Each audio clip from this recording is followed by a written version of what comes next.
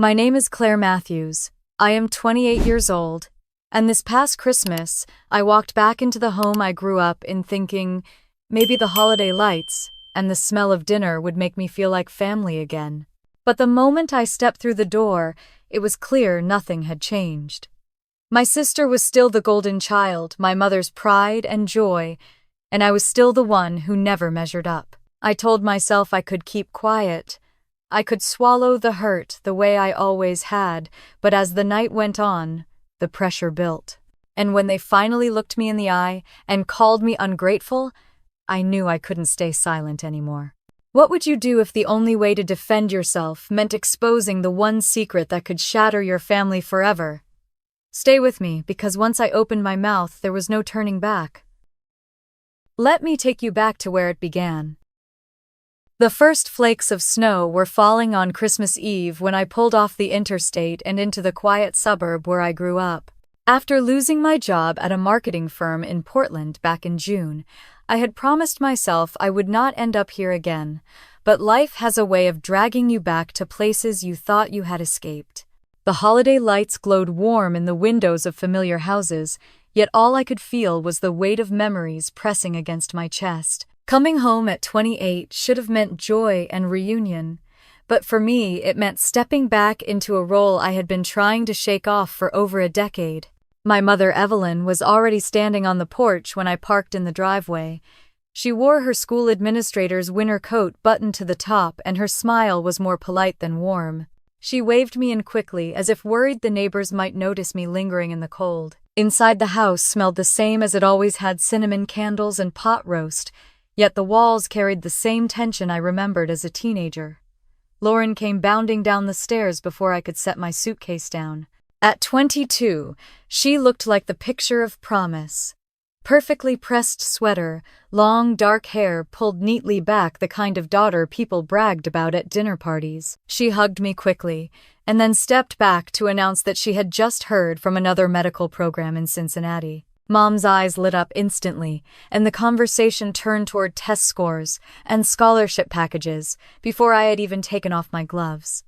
I carried my bags upstairs to my old room. The posters of rock bands had been taken down years ago, but the faded outlines still marked the walls. My old desk sat in the corner, stacked with boxes Mom had filled with holiday decorations. The house might have changed in small ways, but the feeling was exactly the same, as if nothing I had built for myself outside these walls truly mattered here. Later that afternoon, I stood at the kitchen counter peeling potatoes when I heard voices drifting in from the front porch.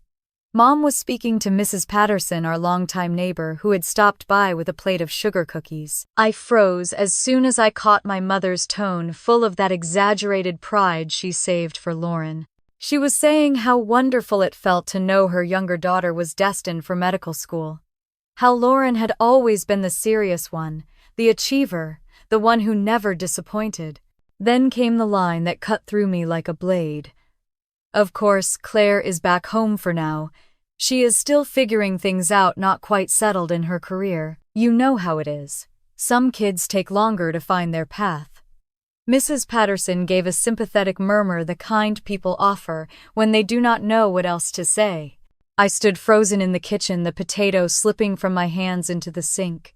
That familiar wave of shame rose in my chest, the same one I had felt since I was a teenager every time Mom compared me to Lauren. It did not matter that I had managed on my own for years in another city, or that I had worked hard in a competitive industry. In this house, I would always be the daughter who had not measured up. Lauren came into the kitchen a few minutes later, humming to herself, scrolling on her phone. She asked if I wanted to see the new acceptance letter she had received. I forced a smile and nodded, congratulating her. She looked radiant, her future laid out so neatly, while I stood there with damp hands and an ache in my throat. When evening came, and we gathered by the tree to place ornaments, Mom handed Lauren the glass angel and said it was tradition for the child with the brightest future to hang it at the top. I remembered being that child once before grades and expectations had divided us into roles we never asked for. Watching Lauren climb the step stool, hearing everyone clap, I felt that old sense of invisibility wrap around me again. The laughter in the living room grew louder as relatives began to arrive, bringing gifts and stories, while I lingered in the hallway unseen. I pressed my palm against the wall, steadying myself, trying to breathe through the familiar sting. Christmas in this house looked warm to anyone passing by, but for me it was a reminder that even wrapped in lights and garland, some wounds never heal. And that was only the beginning of the night. Mom's voice called from the kitchen, firm and expectant, and I forced myself to move. When I stepped in, she was already at the counter with her sleeves rolled up, handing me a knife before I could even hang my coat. "Chop these carrots, peel those onions, make sure the turkey is basting right." Her tone carried the same edge. It always had a tone that said she trusted me to do the work but not to be part of the celebration. Lauren was perched on a bar stool, legs crossed, a mug of cocoa in her hands, watching with the ease of someone who had never been asked to lift more than a finger. She laughed about a text message from one of her classmates, and Mom leaned in, listening as if it were the most important news of the evening. I stood there with my hands full of vegetables, invisible again in my own mother's kitchen. I started slicing the knife, knocking rhythmically against the cutting board, but my mind was far away. I remembered being 16, hunched over sketchbooks at this same counter, and hearing Mom's voice behind me telling me that art was cute, but medicine was what really mattered. I remembered her saying that imagination was fine for children, but it wouldn't feed a family. I remembered the way she had looked past my paintings as if they were decorations, not achievements. The scent of rosemary and garlic filled the air. Mom's eyes kept drifting back to Lauren, asking about her courses, her professors, her scores. Their conversation wove on and on, full of future plans and bright possibilities. I stirred the potatoes on the stove, the steam stinging my eyes, and stayed silent. Lauren slipped off the stool after a while and wandered to the living room where the tree waited, its branches hung with decades of ornaments. She began stringing popcorn, humming lightly, while voices from the front hall announced the arrival of more relatives. Aunt Margaret swept in with a casserole, Uncle Frank carrying her coat. They went straight to the living room to admire the tree where Lauren sat like the centerpiece of a holiday postcard. I kept moving between sink and stove pots, clanging softly, sleeves damp from dishwater. Aunt Margaret poked her head into the kitchen and asked if Lauren needed help decorating. Mom shook her head and instead asked me to keep an eye on the gravy so it wouldn't clump.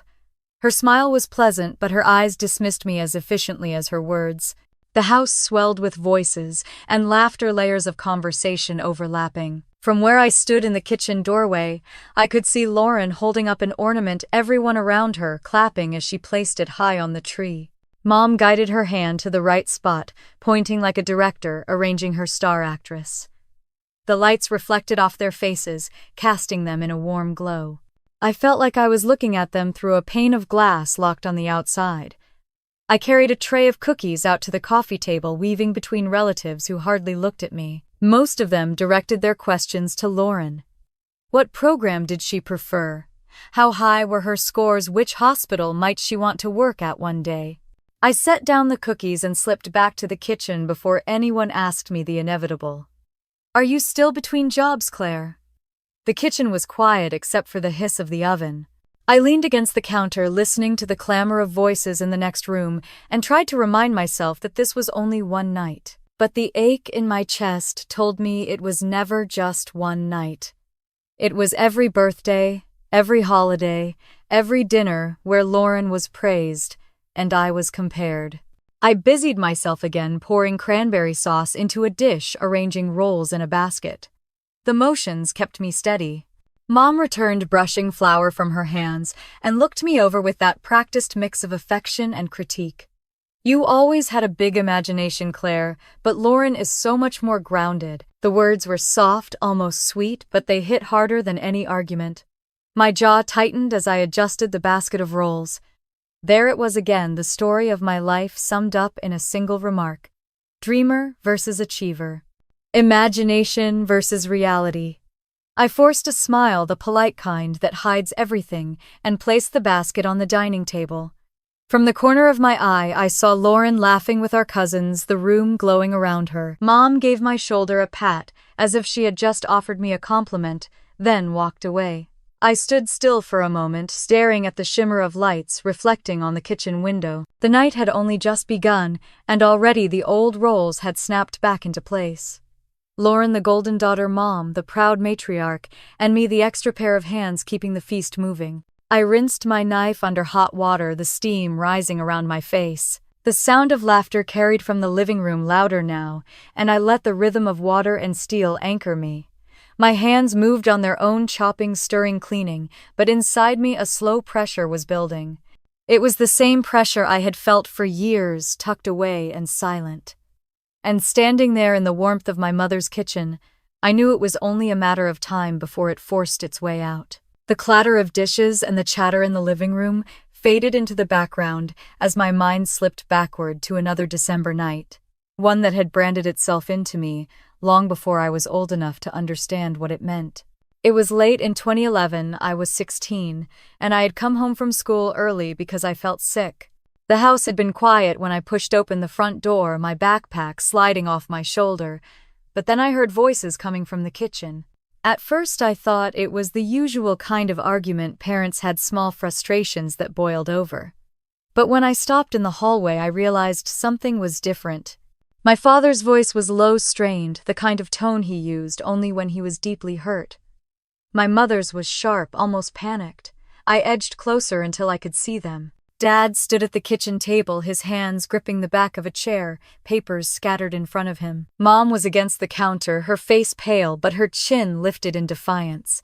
He was saying that he knew about Harold Bennett, the principal at her school, that the late nights and the unexplained absences finally made sense. I remember the way his voice cracked when he asked how long it had been going on. She didn't deny it. Instead, she crossed her arms and told him that he had no right to judge, that she had finally found someone who understood her better. Dad pleaded with her to think about the family, about Lauren and me, about the 12 years of marriage they had built. He said he was willing to go to counseling to fight for their marriage because he wanted to keep the family together. For a moment I let myself believe she might soften, that she might remember she had once loved him. Instead, her eyes hardened. She told him, if he did not leave quietly, she would go to the authorities and say he had been violent, that she would fight for custody and make sure we never saw him again. Her voice was icy steady, the kind of tone that left no room for compromise. I froze in the hallway, my stomach twisting, my throat burning, with the urge to scream. I wanted to rush in and tell her she was lying, that I knew he had never hurt us, that he was the parent who always showed up to my art shows and stayed up late helping me finish projects. But fear rooted me to the floor. I was 16, a child still clinging to the illusion that parents protected you from harm, not created it. Dad's face crumpled as if the ground had given way beneath him. He said quietly that he would not fight her, not if it meant tearing Lauren and me apart in a public battle. He picked up the paper's child support forms I did not yet understand, and he walked toward the door. He glanced down the hallway, and for one terrifying second I thought he had seen me. His eyes were red, his shoulders heavy, and then he was gone. Mom stood in the kitchen for a long time after the door closed. She leaned against the counter, breathing hard before smoothing her hair back and straightening her blouse. When she finally turned, she looked calm, almost rehearsed. She picked up the phone and began calling relatives, telling them that Dad had left us, that he had chosen to walk away. I crept upstairs to my room, shaking, clutching my stomach as if I had been punched. I pressed my face into my pillow so no one would hear me cry. That night, the world I thought I knew ended. In the days that followed, Mom repeated the story to everyone who asked. Dad had abandoned us, she said. He couldn't handle the responsibility of being a husband and father. She said it with such conviction that even I began to wonder if I had imagined the scene in the kitchen. But every time I closed my eyes, I saw Dad's face, devastated and pleading, and I knew what I had witnessed was real. I carried that secret like a stone in my chest. I told myself that revealing it would only make things worse, that if I spoke up, Lauren would be crushed, that our family would shatter completely. So I stayed silent. I smiled at school when people asked, I nodded. When Mom reminded us how strong she was, I swallowed every protest until silence became second nature. Years blurred by, and the lie became the family narrative. Dad was the one who left. Mom was the hero who held everything together. Lauren grew up believing it, grateful to the mother who had sacrificed so much. And me, I carried the memory alone each Christmas, reminding me of the moment everything changed. I wiped my hands on a dish towel and glanced toward the living room where the tree sparkled in the corner. Laughter and music drifted through the house, but my eyes landed on a framed photo on the mantel. It was from Christmas 2010, the year before everything unraveled. Dad's arm was around me, his smile wide, his eyes bright. I looked back at it now and realized with a sick certainty that it was the last time his smile had looked that way. From that Christmas on his face in photos was absent, erased from albums, tucked away like he had never existed.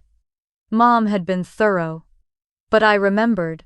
And staring at that picture now, I felt the secret press harder against my chest, heavier than ever. It was a weight I had carried for 12 years, and it was beginning to crush me. The sound of silverware clinking against plates pulled me back to the present. I turned away from the photo, carrying a tray of glasses into the dining room. My hands were steady, but inside me the memory roared like a storm I could no longer contain. The dining room was glowing with candlelight by the time everyone settled in the long table, crowded with platters of food and glasses waiting to be filled. Aunt Margaret's bright scarf caught the sparkle of the Christmas lights. Uncle Frank was already reaching for the breadbasket, and Mrs. Patterson from next door was carefully setting down a dish of her famous sweet potatoes. The room buzzed with voices, the sound of coats being tossed over chairs, the clink of serving spoons against china. Mom moved to the head of the table, her posture straight and her smile wide. She tapped her glass lightly, and the room hushed just enough for her voice to rise above the hum. She started talking about how proud she was of her younger daughter, how Lauren had not only done well on her MCAT exams, but had secured an acceptance to her top choice program in Cincinnati. Her words carried that dramatic flair she always used when she wanted an audience, and the room erupted in applause.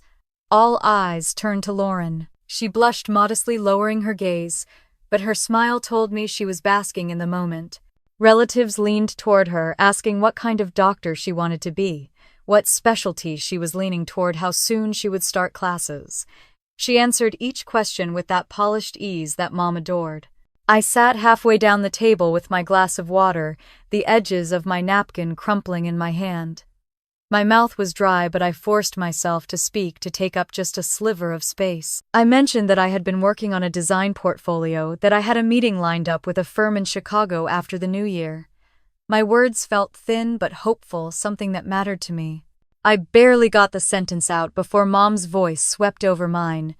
She turned to Margaret, saying how remarkable it was that Lauren had managed such high scores while balancing volunteer work at the hospital. Margaret clapped her hands together, delighted, and chimed in that Lauren truly carried the family's name with pride.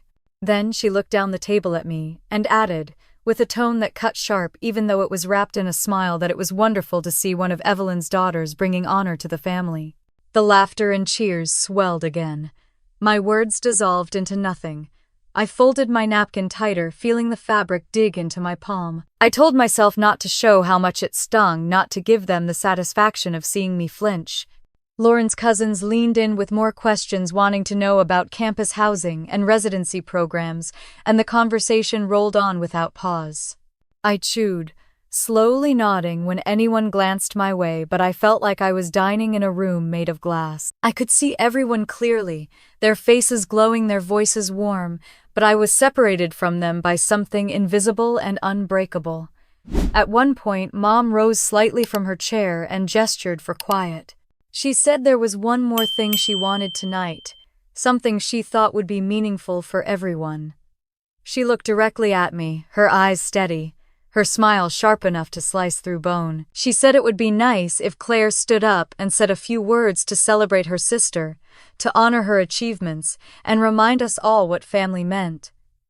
The table turned toward me in unison, expectant, waiting for me to rise. My fork slipped against the plate, and the sound rang louder than it should have. Heat crawled up my neck. My heart thudded in my chest so hard I thought they might hear it. I opened my mouth, but no words came. The weight of a dozen eyes pressed against me. I saw Lauren sitting with her hands folded, her cheeks glowing pink, looking at me like she expected a speech worthy of the moment. I saw Mom watching, daring me to refuse, daring me to disrupt her carefully staged performance. I gripped the edge of the table, steadying myself, and forced a smile so tight my cheeks ached. My throat was dry, my hands damp, but I nodded as if I were willing. Inside, though, my chest was burning. I could feel the storm that had lived in me for 12 years shift closer to the surface, pressing harder against the walls I had built to contain it. The table buzzed again, as everyone raised their glasses, waiting for me to stand, waiting for me to find my voice. I looked at the flicker of candlelight bouncing off the silverware, the wreath hanging crookedly on the far wall, the tree blinking softly in the corner. It was all so perfectly staged, so carefully arranged, and yet I could barely breathe. That was the moment I realized I was seconds away from cracking open a truth that had been buried for far too long. The platters of food began their slow journey around the table, hands reaching spoons clinking against china, the murmur of relatives settling in for the feast. Mom lifted her glass, as if she were the conductor of an orchestra, waiting until every eye turned her way. Her smile was wide, her voice warm with the practiced cadence of someone who had told this story many times before. She began to talk about her journey as a single mother, how she had worked tirelessly to hold everything together after Robert left, how every choice she made had been for us. Her words filled the room, curling around the glow of candles and bouncing off the polished oak table. Aunt Margaret nodded solemnly. Uncle Frank muttered something about strength, and Mrs. Patterson patted Mom's arm with sympathy. The story of Evelyn the selfless, Evelyn the abandoned wife, Evelyn the tireless provider was alive and well in this room. Lauren leaned into her chair, cheeks pink from the praise, and said brightly that Mom had always been there, that she had sacrificed more than anyone could imagine. Her voice was clear, full of conviction, the kind of conviction that comes from believing a story your whole life. The room hummed with agreement. Aunt Margaret dabbed at the corner of her eye with a napkin and said Evelyn was the kind of woman who inspired everyone. I pressed my teeth into my lower lip until it hurt. My fork scraped gently against the plate, anchoring me to the moment. What I saw in my mind were not stories of sacrifice, but nights when I had stood under the fluorescent lights of the diner refilling coffee cups until midnight. I thought of the hours I spent at the grocery store ringing up neighbors who would smile and ask about school while I tried to calculate if my paycheck would stretch far enough for gas and books. Those were not sacrifices she had made. Those were the cracks I had papered over myself. The conversation carried on, plates filled, glasses clinked. Mom told the table how proud she was that Lauren had not only taken her studies seriously, but had excelled, how she had held on to a vision of her future when others might have faltered. She looked at me briefly, her gaze glancing like a knife, before returning to Lauren, bathing her in warmth. Lauren reached across the table and squeezed Mom's hand. She said softly that she knew how hard it had been for Mom to carry the weight alone, that she and I both owed her everything. Heads bobbed, the chorus of approval rising again. I swallowed a lump that burned in my throat. Did no one else notice how uneven the scales had been, how different the paths were between us? Did they not see that while Lauren had every door open for her, I had been left to knock alone in the dark? The platters made another round, laughter bubbling at one end of the table. Aunt Margaret told a story about childhood Christmases, and everyone chuckled. The warmth of the room pressed against me, but it felt suffocating, not comforting. Then Mom straightened again, her voice cutting through the chatter. She said that when she looked at Lauren, she knew every late night, every sacrifice, every lonely hour had been worth it. She said that even the financial struggles she had endured were worth the pride she felt now. She leaned back with a sigh and said she had even managed, against all odds, to pay for Lauren's medical school applications and the tuition deposits that would come due. She said it like a badge of honor, the final stroke on her portrait of selflessness. The room erupted with admiration.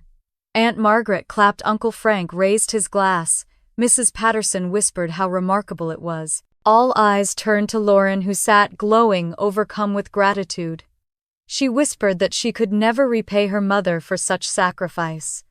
My fork froze, my chest tightened. I heard the words, but beneath them I heard the truth. Those tuition deposits, those fees, those carefully timed payments were not miracles. They were not conjured from thin air. They were the checks that had arrived every month for 12 years. Checks I had never seen but always suspected existed. Money meant for both of us. Money that had been carefully rerouted into Lauren's future while I had been told there was nothing left for mine. Heat surged through me, rising into my cheeks. My mind flashed back to the spring of my senior year when I had asked to apply to an art program in Chicago. Mom had shaken her head, her voice firm, saying, "We couldn't afford the application fees. We couldn't waste money on dreams that wouldn't pay the bills." I had believed her. I had worked extra shifts to cover the cost of 2 local schools, both with partial scholarships. I had convinced myself that practicality mattered more than passion. Now I saw it clearly. The money had been there all along. It just had not been for me. Lauren's eyes shone as she looked at Mom, her voice trembling with gratitude. She thanked her again, saying she would never forget how much she had given. Mom squeezed her hand, and the room glowed with the illusion of a perfect story. I lowered my gaze, focusing on the potatoes on my plate, mashing them slowly with the back of my fork so no one would see my hands shake.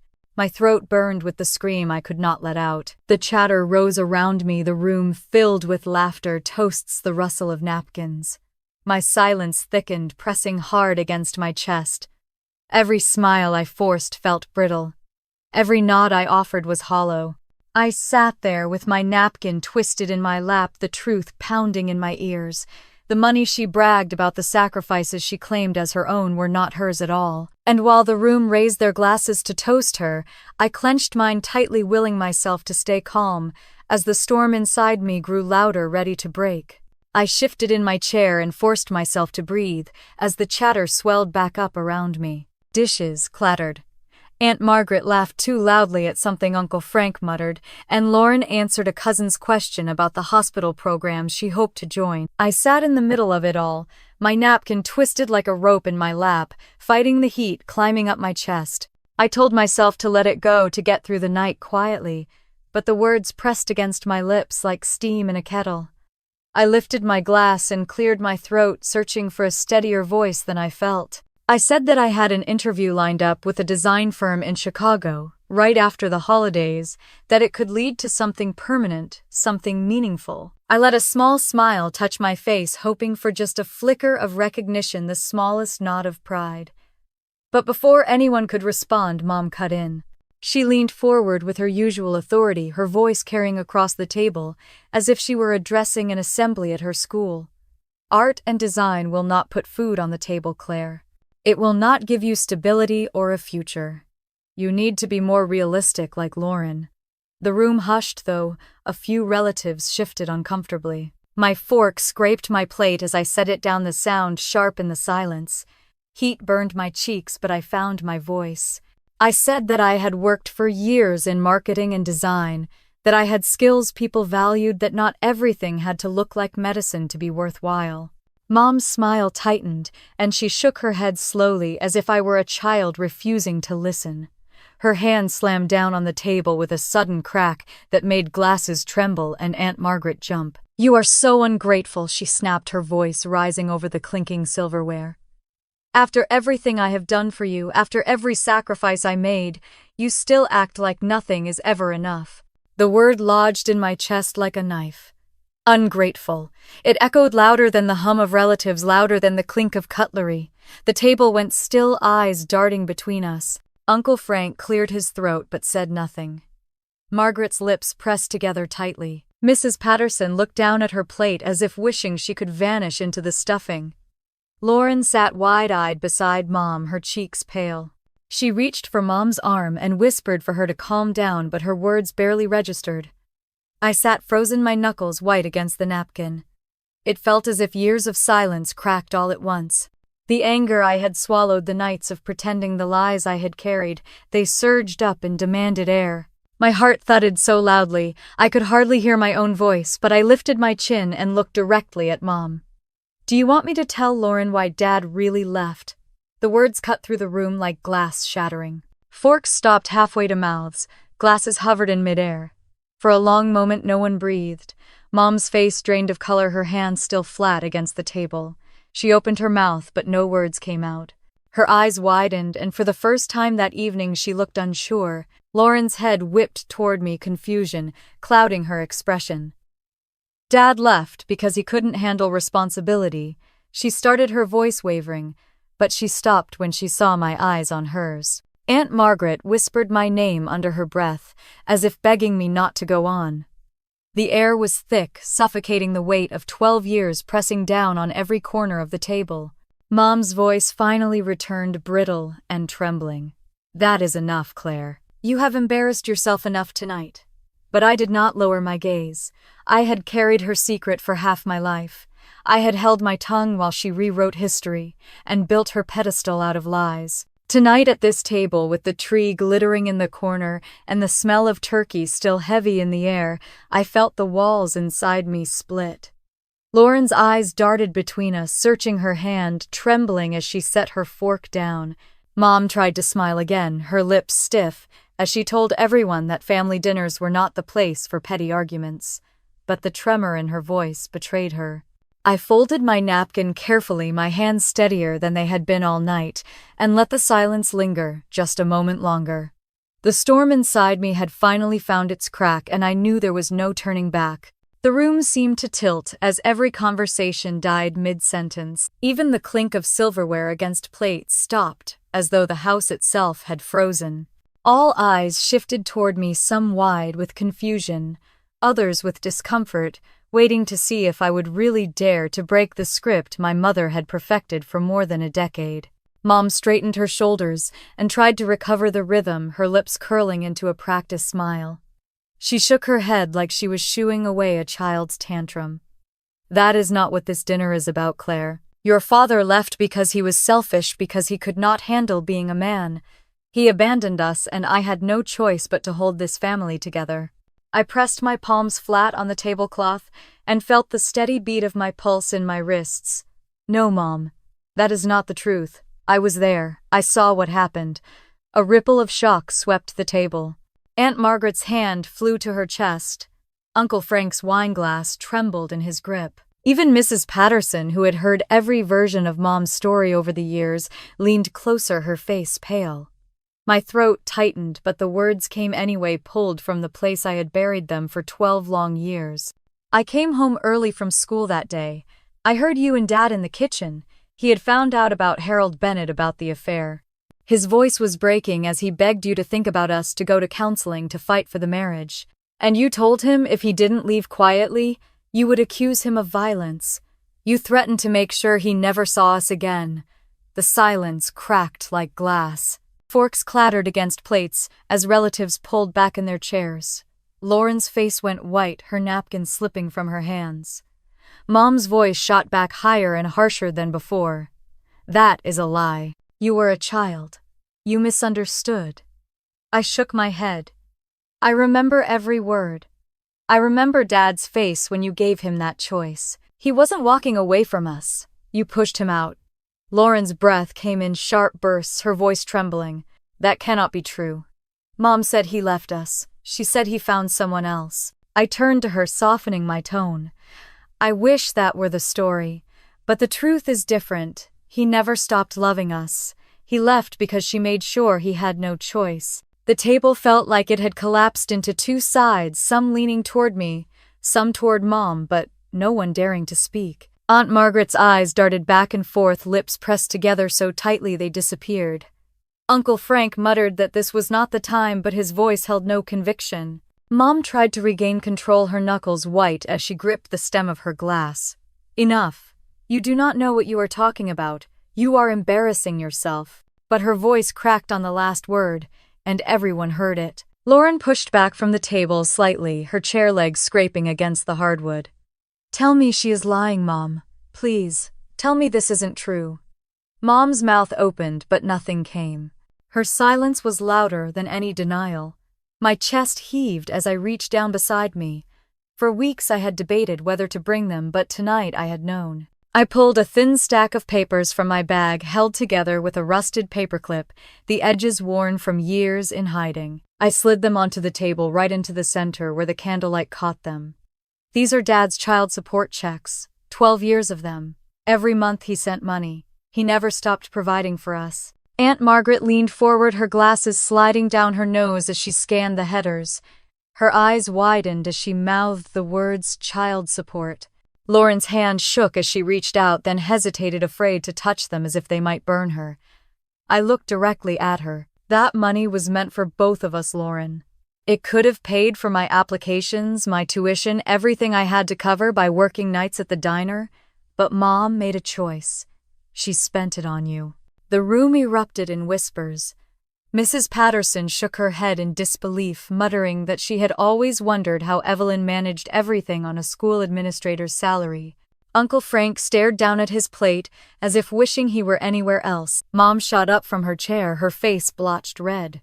"You had no right to go through my things," she snapped, her voice brittle. "I didn't flinch. I found them in a box you kept hidden in your closet. All those years, you told us. Dad had walked away. All those years you played the martyr, you were cashing his checks and rewriting the story." Lauren's eyes brimmed with tears as she turned to Mom, her voice breaking. "Is it true? Did you really do this?" Mom's lips trembled, her hands gripping the back of her chair so tightly I thought the wood might crack. She started to speak, but the words tangled, falling apart before they could take shape. For the first time in 12 years, she looked cornered. For the first time, she looked small. And in that moment, surrounded by blinking Christmas lights and stunned silence, I felt something shift deep inside me.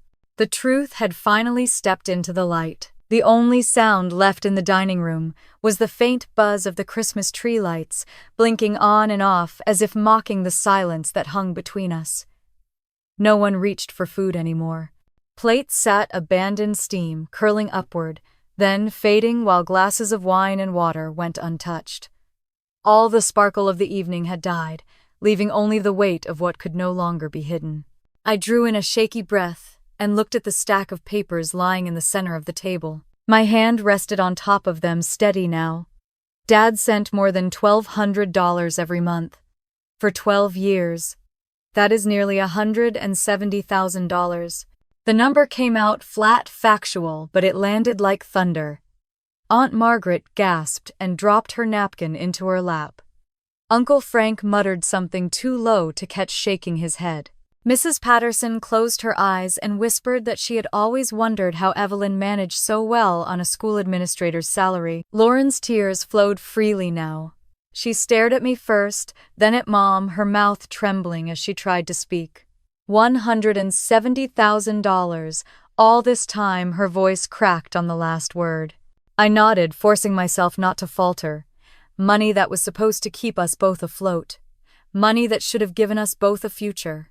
But Mom chose to funnel it all into you, Lauren. Every book, every prep class, every tuition payment. And she let me believe there was nothing left. Lauren's face crumpled. She pressed both hands to her eyes as if she could block out the memories flooding back. Through sobs, she said she remembered the nights I stumbled in after double shifts at the diner, smelling of grease and coffee, too tired to talk. She remembered how I saved every penny, while she never once worried about money for her labs, her uniforms, her applications. "I thought you wanted to work," she whispered, her voice breaking. "I thought you liked the independence." My chest tightened, but I answered firmly. "No, Lauren. I did it because I had to. Because every time I asked, Mom told me there was nothing left." The silence fractured. Margaret leaned forward, her voice sharp and unsteady. "Evelyn, how could you? How could you? Let one daughter carry the weight while the other lived in comfort." Mom's eyes darted around the table, searching for someone to take her side. Her face flushed red, her lips pressed thin. "I did what I had to do," she snapped. "I used the money where it mattered most." I turned toward her, my voice rising. "Where it mattered most? You mean on Lauren. On the golden child. On your perfect daughter, while you let me scrape by." Lauren cried harder at that, shaking her head as if trying to erase the words. Her guilt was raw and open, and it pierced me even though none of this had been her doing. The room dissolved into angry murmurs. Uncle Frank said Robert had never seemed like the kind of man to abandon his family. Margaret added that she always suspected there was more to the story, but Evelyn had been so convincing. Mrs. Patterson stared at my mother with something like disgust, her hands folded tightly in her lap. Mom's voice rose higher, desperate now. Enough, I gave everything for you girls. Every decision I made, every dollar I spent was for your futures. Without me, you would have had nothing. But her words no longer rang with power. The faces around her were unmoved. They saw her now for what she was, and no amount of insistence could restore the pedestal she had built. Lauren lifted her head, her face wet and blotchy, her voice barely a whisper. No, Mom, you didn't do this for us. You did it for yourself. You wanted control. You let me believe Dad walked away while you were cashing his checks. You let Claire carry the burden when you could have shared it. Her sobs came harder, spilling into the silence. I had everything, and I never asked why she had nothing. I reached across the table, my hand resting lightly on her arm. It wasn't your fault, I said gently. You didn't know. But the damage was already written across her face. The guilt settled in her eyes, deep and heavy. The Christmas dinner lay in ruins. No one raised a glass now. No one toasted the season. What should have been laughter and warmth had curdled into betrayal and shame. The smell of roasted turkey, cinnamon, and pine only made the air thicker, oppressive. Mom slammed her palm against the table, rattling the silverware. Stop this, she shouted, her voice raw. I did everything for this family.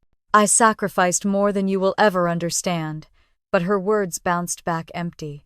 Aunt Margaret shook her head, muttering that sacrifice meant sharing the weight, not choosing favorites. Uncle Frank crossed his arms, glaring down at his plate. Even Mrs. Patterson, who had always been Mom's supporter, refused to meet her eyes. Lauren's voice rose again, sharp and hoarse. Stop pretending this was noble. You lied to us. You lied to me. You lied to everyone sitting here.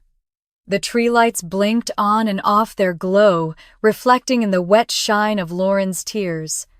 No one at that table believed Mom anymore.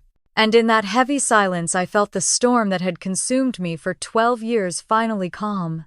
The secret was no longer hidden. The truth was standing in the open, undeniable, and the woman who had built her identity on a lie could no longer escape it.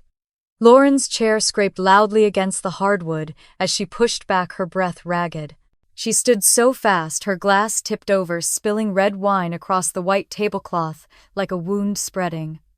No one moved to stop her as she grabbed her coat from the rack and pulled open the front door.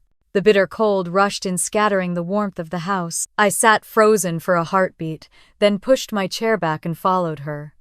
My boots hit the porch steps just as she stepped into the yard, the snow crunching under her feet. The world outside was hushed, wrapped in white, the glow of Christmas lights casting soft halos over the drifts. Her shoulders hunched against the wind, but it wasn't the cold that shook her. Lauren turned when she heard me, her face blotched with tears, her lips trembling. Everything I thought was real is gone, she whispered. My whole life, every piece of it, was built on her lies. I wrapped my scarf tighter around my neck and moved toward her, my breath clouding in the frozen air. You didn't know, I said softly. None of this is your fault. She shook her head violently, her hair falling across her damp cheeks. But I lived off it, every penny. Every program, every scholarship application fee, every time I needed something, she gave it to me. I thought she was breaking herself for me. And all along she was just spending Dad's money while telling us he had abandoned us. Her voice cracked into a sob and she pressed her fists against her mouth. The sight of her crumbling in the snow cut deeper than any of Mom's accusations had. I reached for her and pulled her into my arms. Her body shuddered against mine, the sobs tearing out of her like something she could no longer contain. You were a kid, I murmured, my hand rubbing circles against her back. You trusted her like I did. You believed what you were told. That doesn't make you guilty. Lauren's sobs grew harder, muffled against my shoulder. All those nights you came home from the diner, your shoes soaked through, your hands red from washing dishes, and I just thought you were different, that you liked to keep to yourself. I thought you didn't want what I had. And all this time it was because she was lying. I closed my eyes, swallowing down the lump in my throat. I did it because I had no choice. Every time I asked for help, she told me there was nothing left. Lauren pulled back slightly, her breath visible in the night air. Her eyes searched mine, desperate, terrified. Who am I if everything she told me was a lie? If every step I've taken was paid for with money stolen from you, I cupped her face, gently brushing away the tears streaking her cheeks. You're still you. The grades, the work, the long nights you studied, that was real. None of this erases who you are. She let out a trembling laugh, bitter and broken. It feels like it does, like I don't even know myself anymore. Snow fell heavier, dusting her hair and shoulders, clinging to my coat. The house behind us glowed warmly, but it felt a world away, sealed in silence. Lauren's lips trembled again as she spoke. I don't just want to hear it from you, Claire. I need to hear it from him. From Dad. I need to look him in the eye and know he didn't walk away from us. Her voice cracked into another sob, and she buried her face in her hands. The words hit me like a blow, sharp and relieving all at once. For years I had carried the truth alone, and now she wanted it too. I pulled her hands away gently and gripped them tight. Then we'll find him, I said. We'll hear it from him together. Lauren nodded quickly, her tears freezing into her lashes, her breath short and fast. I saw something shift in her, then past the devastation. A spark of determination, faint but alive. The snow muffled everything, the world narrowing to the two of us standing in the yard. Inside, the tree lights flickered in the window, casting colors over the stunned figures still seated around the ruined table. But here in the cold, we had carved out something new, something fragile but real. Lauren squeezed my hand so tightly it hurt. Promise me we'll find him, she whispered. I looked at her, my own chest heavy, and nodded. I promise. She collapsed against me again, clinging as if I was the only thing keeping her from falling apart. For the first time in years, we stood together, sisters, bound not by Mom's lies, but by the need for the truth. And in that moment, beneath the falling snow, I felt the weight I had carried for 12 years shift at last, no longer mine alone. When we finally stepped back inside, the dining room was hushed. Relatives whispered to one another but avoided our eyes, the once festive table now a battlefield of cold food and crumpled napkins. I didn't look at Mom. I led Lauren upstairs past the twinkling lights and garlands into my old bedroom, where the boxes from years ago still sat tucked against the wall. I knelt down and pulled out the one I had rifled through weeks earlier. Beneath folded papers and envelopes lay the stack of child support checks, and tucked near the bottom was a smaller envelope I had almost overlooked. My heart pounded as I opened it and found a torn sheet with a phone number written in my father's handwriting. Lauren's hands shook as she hovered near me. Is that his? I nodded, my throat tight. It's the most recent one I found. It's worth trying. She sank onto the bed, her arms wrapped around herself, watching me, as though she wasn't sure if she could breathe.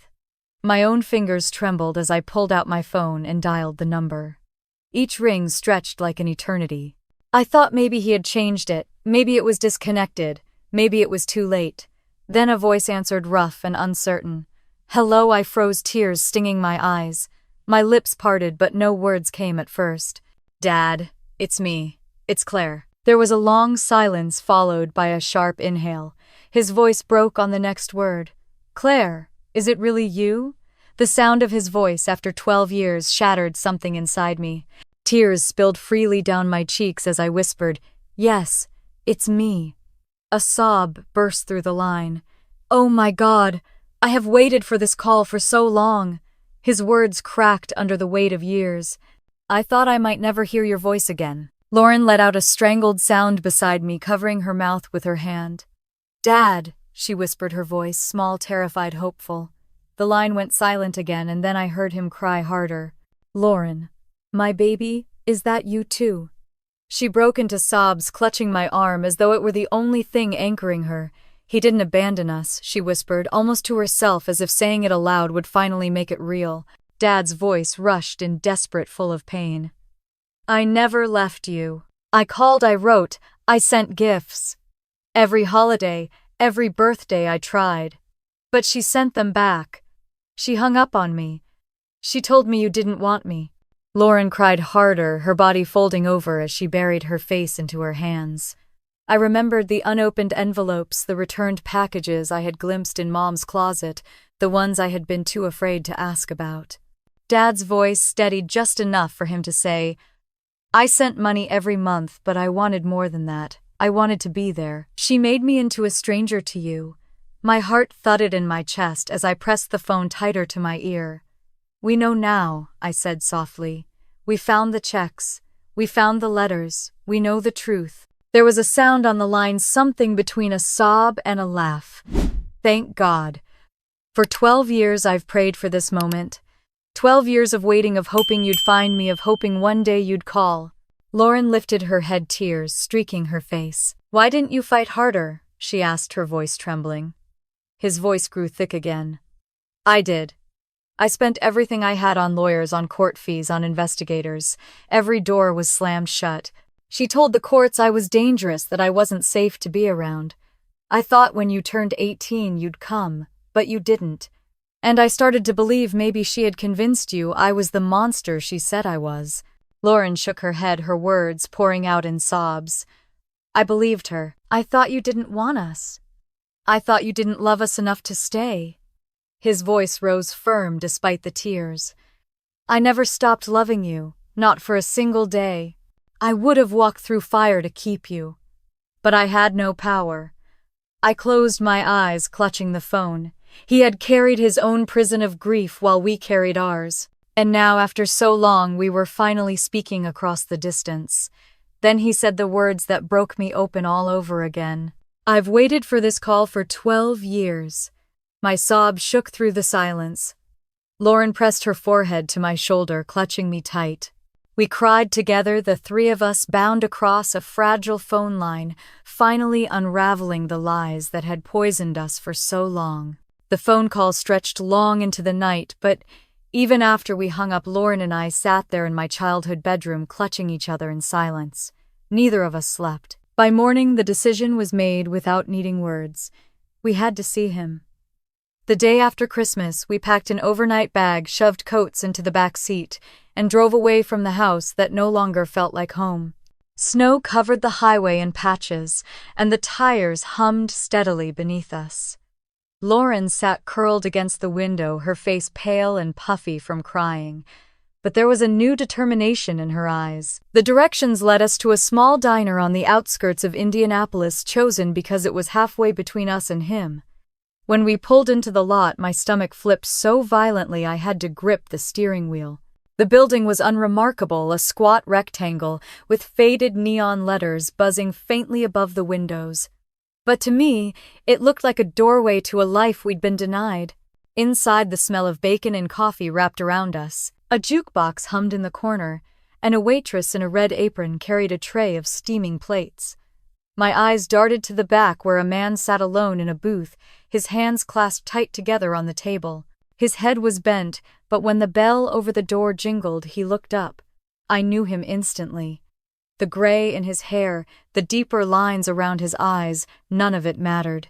His face lit with a joy so pure, it broke me all over again. He stood knocking against the edge of the table as he rushed forward. Claire, he said, his voice catching. Lauren. We closed the space between us in seconds. His arms wrapped around both of us at once, crushing us to him as if he feared we'd disappear if he loosened his grip. His chest heaved against mine, and I felt the sobs shaking through him. My tears came hard, soaking into his coat, and Lauren's muffled cry echoed against his shoulder. We stayed like that for what felt like forever until the waitress passed by and quietly left a box of napkins on the edge of the table. When we finally slid into the booth, Dad kept one of our hands in each of his, squeezing, releasing, squeezing again, as if memorizing the feel of us. You're grown, he whispered, staring at us like he couldn't believe what he was seeing. My girls, you're all grown up. His voice broke and he pressed the napkin to his eyes. I missed everything. Birthdays, proms, graduations. I should have been there. Lauren's lower lip trembled. You should have. But we know now you didn't leave because you wanted to. He shook his head firmly. I never wanted to. I fought. God, I fought so hard. But your mother... He trailed off, swallowing the anger, choosing not to poison this fragile reunion with more bitterness. Instead, he took a deep breath. Let me tell you about now. He spoke about the small accounting firm he had built in Kentucky, about the long hours, but the satisfaction of doing something steady. His eyes softened when he mentioned Carol, his wife of 5 years. She knew about you both from the beginning, he said. She always told me you'd find your way back to me. He pulled out his phone and scrolled to photos of a smiling woman with kind eyes standing in front of a modest house with a porch swing. Lauren leaned close, wiping her face as she whispered, "She looks warm. She is Dad," said his voice full of quiet pride. "She's been waiting to meet you for as long as I have." For a while we just sat there, the clink of plates and the murmur of other diners surrounding us like background music. I studied his face, tracing the familiar crinkle of his eyes, the curve of his smile. He studied us the same way, like he was trying to memorize every feature before it slipped away again. "I can't give you back what I lost," he said finally, "but I can give you everything I have now." Lauren reached across the table and squeezed his hand tight. "You didn't abandon us." Tears ran down his cheeks as he shook his head. "Never. Not for a single day." The silence that followed wasn't heavy anymore. It was soft, like a blanket settling over us, filling in the cracks. My chest felt raw, but also whole, like a wound finally beginning to close. I looked at him through my tears, my voice low but steady. "This Christmas we finally have our father back." He covered my hand with both of his shoulders trembling as he bowed his head. And in that diner, beneath the glow of neon lights and the smell of coffee, we began stitching together the pieces of a family that had been torn apart for far too long. When we drove back to Ohio after meeting Dad, the world felt different. The roads were the same, the snow piled along the sidewalks. The same, but I carried something lighter inside me, as if the years of silence had been scraped away. Lauren sat in the passenger seat, staring out the window, her cheeks still blotched from crying, but there was a calm in her posture I had never seen before. For the first time in our lives, the truth was ours, and it had changed everything. The house looked smaller when we pulled into the driveway, its windows glowing dim against the gray afternoon. Mom was waiting inside, her arms folded tightly, her face pale with fury. She demanded to know where we had gone, who we had seen, what lies we were choosing to believe. But her words no longer had weight. We listened in silence, letting her voice echo through rooms that felt colder than ever. In the weeks that followed, the story spread. Columbus was not a city where secrets stayed buried, especially when neighbors had overheard arguments or seen envelopes in the trash. Mrs. Patterson spoke quietly at church, and soon whispers circled through the community. People began to connect pieces, recalling the sudden appearance of Harold Bennett in our lives. The abrupt departure of Dad, the way Mom's narrative had never quite fit. By January, the school board had opened an internal review into her relationship with Harold, who had retired early, but left behind enough suspicion to stain her reputation. The woman who once introduced herself as the devoted single mother who sacrificed everything was now met with tight smiles and turned backs. Friends stopped calling. Relatives who had once sat proudly at our Christmas table avoided her entirely. Aunt Margaret wrote to me privately to say she believed every word we had shared and that she could no longer support Evelyn's charade. Lauren and I packed our things. I moved to Louisville in early spring, settling into a small apartment 10 minutes from Dad and Carol's house. Carol welcomed me with open arms, filling my fridge with homemade casseroles and helping me pick out furniture. The marketing firm I joined downtown gave me room to grow, valuing my creativity in a way I hadn't experienced before. For the first time in years, I woke each morning with purpose instead of dread. Lauren began medical school in Cincinnati, a drive that put her within reach of both Dad and me. She visited often, her weekends filled with laughter at Dad's dinner table, where Carol insisted on baking pies big enough to feed an army. Sometimes Lauren stayed with me, spreading her notes across my dining table late into the night, pausing only to smile when Dad called to check on us both. Mom remained in the old house alone. I heard from neighbors that she rarely opened the curtains, that she avoided community gatherings where she had once been the center of attention. Her voice at the end of the phone was smaller, now alternating between pleading for forgiveness and insisting she had only done what she thought best. I no longer felt anger when I heard it, only a quiet pity. She had built her life on control and deception, and when the truth came out, there was nothing left for her to stand on. The holidays were different after that. We celebrated Thanksgiving in Kentucky, with Carol's family, where extra chairs were pulled up without hesitation and laughter filled every corner.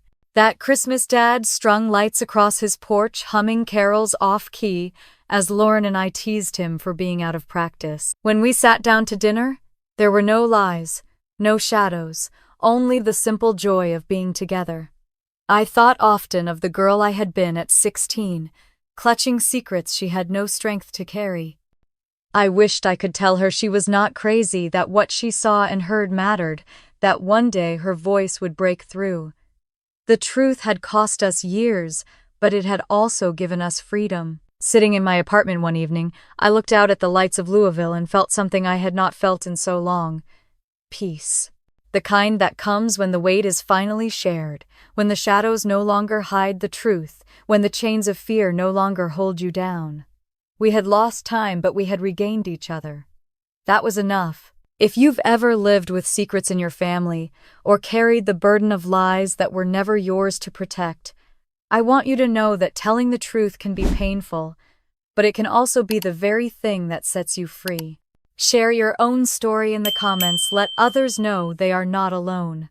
And if this story spoke to you, click like and subscribe so you don't miss more real stories about family justice and the strength it takes to stand in your truth.